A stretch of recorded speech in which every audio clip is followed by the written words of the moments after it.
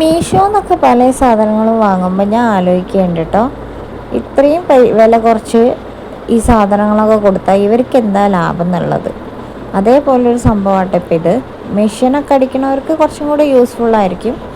ഒരു കത്രിക അടങ്ങുന്ന ഒരു സെറ്റാണ് കേട്ടോ. 200 രൂപയായിട്ടുള്ളൂ ഇതിന്.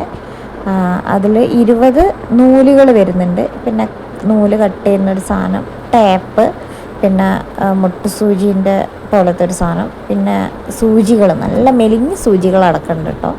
പിന്നെ അതേപോലെ നമ്മൾ തുന്നിയ നൂല് കട്ട് ചെയ്യില്ലേ, അതിനുള്ളത്, പിന്നെ മെഷീൻ സൂചി, പിന്ന്, ബോബിന്, പിന്നെ എന്തോ ഒരു സാധനം, എന്താണെന്നുള്ള എനിക്കറിയില്ല. ഞാൻ വിരലിനൊക്കെ നോക്കി.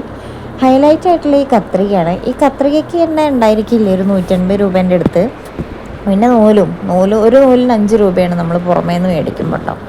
അപ്പോൾ ഇതെങ്ങനെ മുതലാക്കുന്ന ഇവർ എന്നുള്ളത് എനിക്ക് വലിയൊരു ഐഡിയ ഇല്ല. കത്രിക എന്ന് പറഞ്ഞാൽ അത്യാവശ്യം വലുപ്പമുണ്ടായിരുന്നു. നമ്മുടെ ഒരു കൈപ്പത്തിൻ്റെ ആ ഒരു ഇതിനേക്കാൾ കുറച്ചുകൂടെയൊക്കെ വലുപ്പമൊക്കെ ഉണ്ട്. നല്ല മൂർച്ചയുണ്ട്.